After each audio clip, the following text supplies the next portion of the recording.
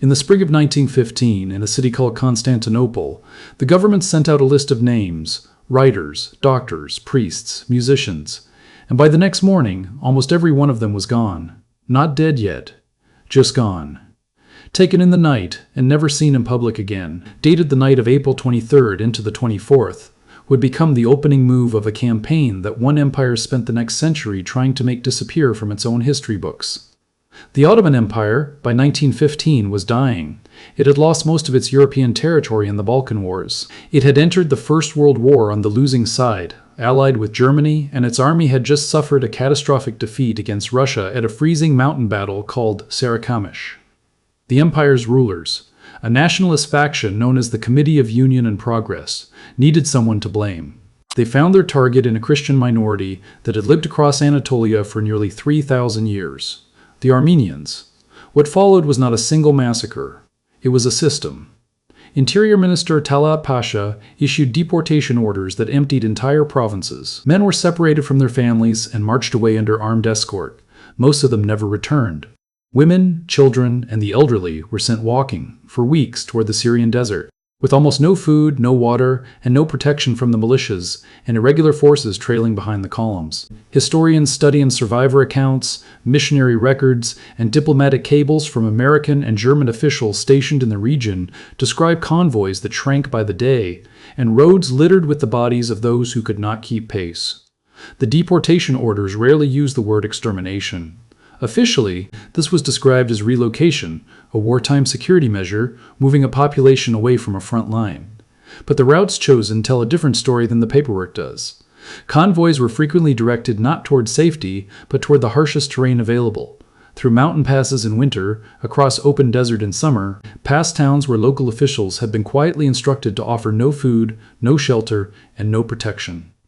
Diplomats stationed in the region at the time described concentration camps set up along the Euphrates River and near a town called Deir ez-Zor in modern Syria, where tens of thousands who survived the march were held in conditions that killed most of them anyway, through starvation, disease, and further massacres carried out by local militias. Not every community went without resistance.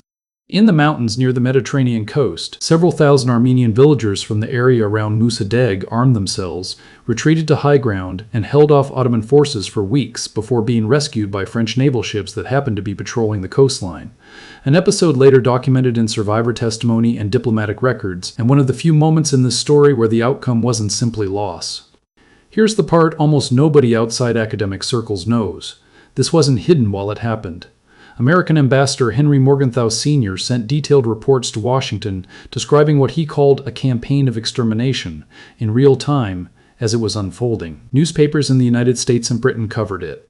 Relief organizations raised what would today amount to billions of dollars for survivors. The world watched.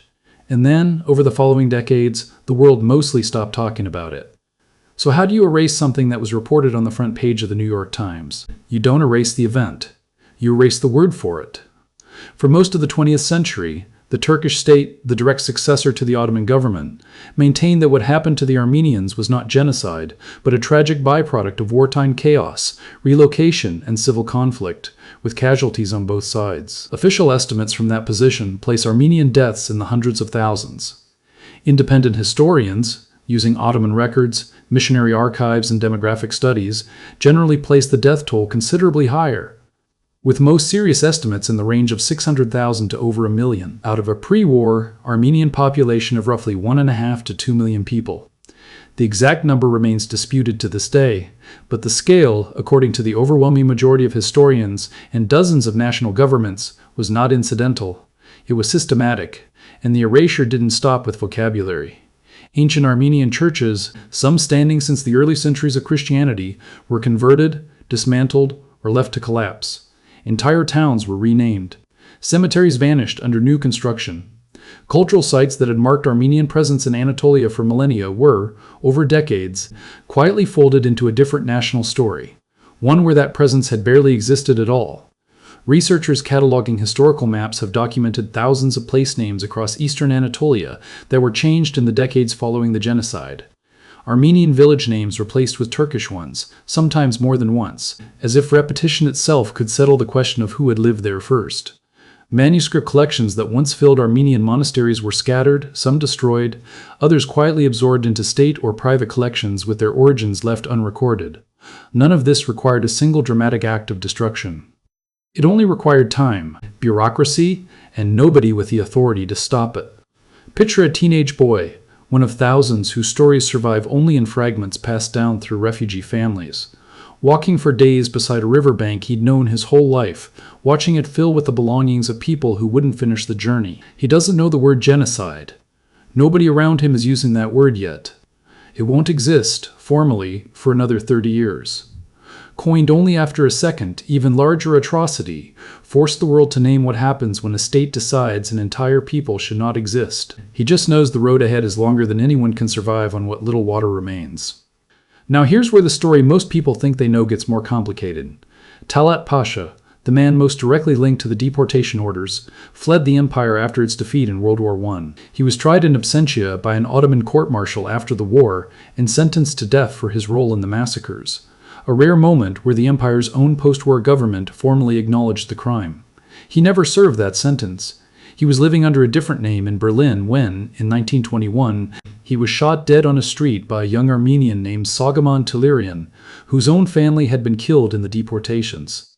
Tehlirian was arrested, tried in a German court, and, in a verdict that shocked the world, acquitted after the defense presented evidence of the massacres and Tehlirian's own psychological trauma to the jury. That trial mattered for reasons beyond one man's fate. It put testimony about the deportations and massacres on the official record of a European court, years before most governments were willing to say the word genocide out loud. Talat Pasha was not the only architect of the campaign to meet a violent end in exile. Several other former Ottoman officials convicted in absentia by their own government's post-war tribunal were later killed in similar circumstances, in a loosely coordinated series of operations carried out by Armenian survivors and their organizations across Europe and the Caucasus through the early 1920s. Historians generally treat these killings not as random acts of revenge, but as a grim postscript to a legal process that had convicted the men responsible, yet had no power left to actually punish them. The Ottoman Empire itself did not long outlive these events. Defeated in the war, stripped of its territory, and politically fractured, it was formally dissolved in 1922, and the modern Republic of Turkey was founded the following year. The new republic inherited the empire's territory, but not, in its official position, responsibility for what the empire's wartime leadership had done. That distinction between the empire that gave the orders and the republic that followed it has shaped the argument over recognition for the past 100 years. Because that argument never really ended. To this day, more than 30 countries, along with a majority of professional historians and genocide scholars, formally recognize the events of 1915 through 1917 as genocide. Turkey's official government position continues to reject that classification. Every April, as the anniversary approaches, the same diplomatic standoff repeats. Statements issued, objections filed, decades-old wounds reopened in real time, on the floor of parliaments thousands of miles from where it happened. Which raises the question this story keeps circling back to. What actually gets remembered when the people with the power to write history are the same people the history accuses? Survivors and their descendants spent decades keeping the memory alive without state support, without official monuments in the country where it happened, often without full recognition from their own adopted nations. Family photographs, church records copied by hand, oral histories recorded before the last witnesses passed away, these became the real archive, built quietly outside of any government's control, precisely because the official one had been shaped to leave certain names out. Recognition, when it finally started arriving, came unevenly and often decades too late for the people it was meant to honor. Uruguay, home to a small but determined Armenian community, became the first nation in the world to formally recognize the genocide in 1965, 50 years after the fact. Argentina followed decades later. So did France, Germany, Canada, and dozens of others, generally only after sustained pressure from Armenian communities living within their borders. The United States did not recognize it at the presidential level until 2021, after successive administrations declined to use the word, largely out of concern for the relationship with Turkey, a strategically vital NATO ally. Each new recognition, even now, more than a century later, still draws a formal diplomatic protest from Ankara, a reminder that for some governments, this isn't history at all. It's still an active argument. There's a particular kind of erasure that isn't about destroying evidence. It's about outlasting the people who remember. Every year, the number of living survivors who could describe it firsthand grew smaller, until eventually there were none left at all, only descendants and documents and a word that took decades to be spoken out loud by the nations that mattered. And the Armenians were not the only community caught in that final, violent unraveling of the empire. Many historians studying this period note that Ottoman Greeks and Assyrian Christians in the same regions were subjected to their own waves of deportation, massacre, and forced displacement during roughly the same years, as the empire's collapsing leadership treated entire minority populations as security threats to be removed rather than citizens to be governed. Some scholars now describe these as parallel, overlapping campaigns against the empire's Christian minorities as a whole, even though the Armenian case remains the most extensively documented and most widely studied of the three. What happened to the Armenians in those 2 brutal years reshaped how the world would later define the worst thing one group of people can do to another. The word genocide itself was written specifically with these events, and the Holocaust that followed a generation later in mind. And yet the empire that carried it out spent a century trying to ensure the word would never quite stick to its name. Some things get erased because no one wrote them down. This is not one of those things. This was written down, photographed, cabled to Washington in real time, printed on front pages while it was still happening, and erased anyway, one renamed village, one dismantled church, one generation at a time. That's a different, and in some ways more unsettling, kind of disappearing.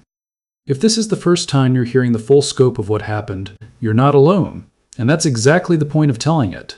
Let me know in the comments which part of this story surprised you most, and if you want the next video to dig into what happened to the last Ottoman sultans as the empire collapsed around them, subscribe so you don't miss it.